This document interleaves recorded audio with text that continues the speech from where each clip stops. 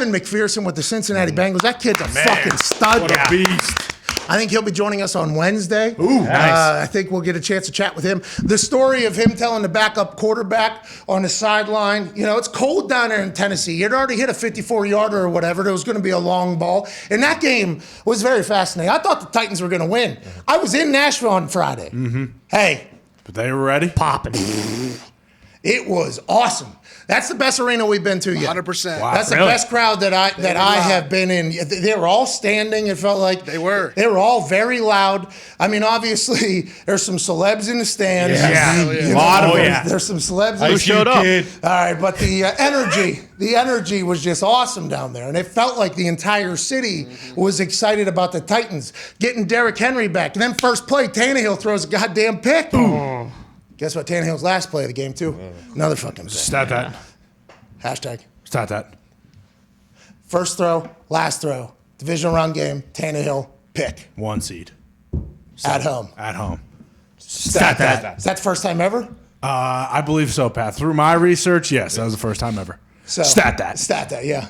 A lot of first times yesterday. Anyways, thought the Titans were going to go on and win. Derrick Henry scores a touchdown early. That fucking Bengals team is awesome to watch. Yeah. Joey Burrow is a guy.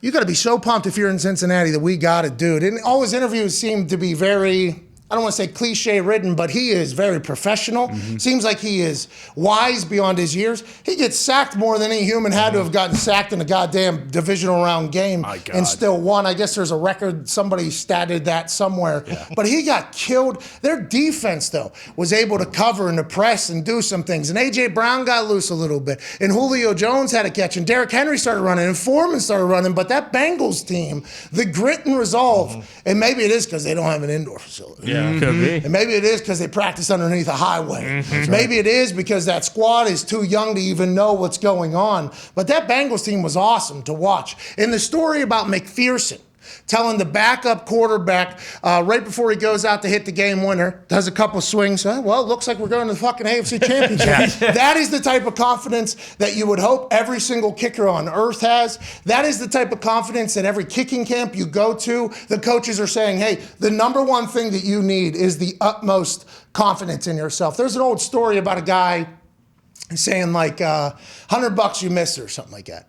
And an old NFL kicker says, 10 grand, I make it, or something like that. And they always talk about, like, that's the type of confidence you have to have. That's the type of everything you have to be able to do. And not everybody has it, obviously, because if you miss something, you can get inside your own head. And not everybody can hit a ball like fucking Evan McPherson. That dude bombs balls. Oh, yeah. And there is zero. He's going full swing every single time. His old coach at Florida, Shane Graham, former NFL kicker at Cincy, and I think he went to Virginia Tech, and he kicked around other places. Now I don't know what he's doing. He's coaching in college, I think, or he's running a consultant. Whatever the case. He was coaching at Florida, and he said there was a story about Evan McPherson where they had like a 38-yarder, and somebody jumped off sides, 5-yard penalty, backed it up to like a 43-yarder. And then something else happened, it backed up another 5 or 10, and it got to like 52 yards, and they were in between the thing. And Evan said, hey, can we get one more so I can get like a record? Like I guess like 57. So that type of mental makeup of not even like, oh shit, this is gonna be a harder kick, just immediately going to, oh, this is going to be sweet, this is going to be sweet, we're going to the AFC Championship, is the reason why he's just had walk-off after walk-off after walk-off. The way Joey Burrow described him the first day he walked into the building. He said whenever he walked into the building, the way he interacted with guys, we knew what we had. He was cool, he was upbeat, he was confident. He said we knew what we had. And him saying, we're going to the AFC Championship, boys, is fucking glorious and beautiful. Congrats to the Bengals. Yeah, who day? Who they say gonna beat them Bengals? I thought it was gonna be the Titans at home. Felt like there was a lot of energy in the air there. For whatever reason, their season ends. And Vrabel was quoted as saying, yeah, too many sacks. We had too many sacks, maybe. Because I like turnovers and fumbles and picks. I like those. So maybe we had too many sacks. That was the thing. I'm excited to see how these teams all react to, because getting to the final 8 is obviously an accomplishment. Yeah. You're better than a lot of teams. But you didn't win. You just actually got 2 weeks shorter of vacation in the offseason. You did get 2 more checks, which is awesome. Some places, I guess. Whoa. What do you mean? No. I mean, that's that's big conversation. It'll pop up somewhere down the road, I'm sure. I mean, there might be some business fuckery going on. Whatever the case. Yes. you don't win the Super Bowl, it's still in the end like a failed season, especially whenever you got those incredibly high hopes. Darius, when you look at the Cincinnati Bengals, do you see that team for how young they are going on a serious, 10-year run where they're always in it? Or was last night kind of the Josh Allen, Patrick Mahomes prequel of what the AFC Championship game will probably look like going forward? Nah, man, you can't ever count out. I mean, it was kind of like Big Ben when you had Peyton and Brady. You can't count out a guy like Burrow. He's already shown that he's built different. You get beat up like that, you get sacked 9 times, you still throw it 340.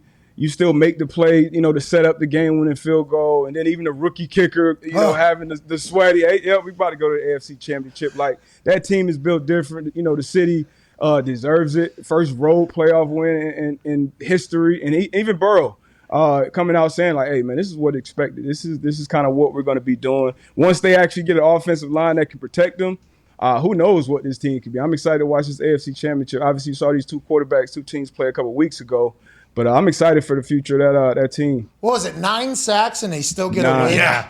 9 sacks, they still get a win. If they could protect him and move forward. And by the way, there's probably a lot of people in Cincy who say, well, it's Joe's fault. He hangs on the ball too long. People that are on the offensive line, their families are probably saying the same thing. Yeah. Whatever the case, he's been getting killed since he's been there. And it doesn't seem to matter. Like Joey Burrow just doesn't seem to get rattled at all. Is it that they don't know what they don't know? Or is that just, hey, you just got the right group of people over there? Yeah, he's good, man. And he's white. He's got it between the ears, too. If you give him time, he's going to make the right. Like, you watch young quarterbacks, and it's tough for young quarterbacks to read coverages and then see, okay, that guy's going there. Okay, this is the guy I'm going to. Oh, he's not open. I'm going here. And then make an accurate throw. If you know exactly where you're going with the ball pre-snap, it's much better to anticipate the break and make a throw. But Joe Burrow, he actually goes through his reads, and he finds matchups. Obviously, Chase is his favorite target. But if Chase is covered, he's going to find somebody else that can hit you. So as long as you can protect that guy, man, that team got a chance. And the other teams in the AFC, if you don't have, Burrow, Mahomes, Allen, Herbert, Lamar Jackson, like, hey, Colts, hey. Hey, it might be a long damn day in the AFC for the next 10 years or so. Zach Taylor told, I think Trent was calling on that call. Who was calling? Trent Green. I think Trent Green was calling the play, and he said Zach Taylor told him that Joey Burrow can envision the entire play before it. Like when he gets it, he has the ability to. No notes. He doesn't take notes either. I heard that. That's awesome. Right, straight off the top. Good brain on that kid. I love it. Go ahead, Ty. But it seems like they pretty much flipped Man, the sorry, switch. I didn't mean kid. Man, he's a grown-ass man. He's got cool glasses. He's really smart. Very cool glasses. But it seems like the Chiefs flipped the switch last night, and the Bengals are fun to watch and kind of upstart and a good story. But if the Chiefs play like that, can anyone beat them?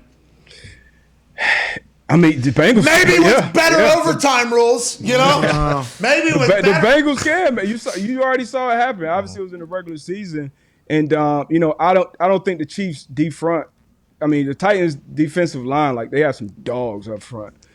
Simmons, Landry, Autry, like those guys get after it. I don't think the Chiefs will pose that same kind of threat. So, like I said, if Burrow's protected, we don't know if Honey Badger's going to be in there. He left the game with a concussion. I'm not sure if he'll be back or not. I would bet that he would, but I mean, damn right, the Burrow this team can beat him. They're there, man. We've seen, I think, Dogs were 3-1 yesterday straight up. Mm-hmm. So yeah, it could definitely happen. Well, and the Bills, better overtime rules. They made 4-0.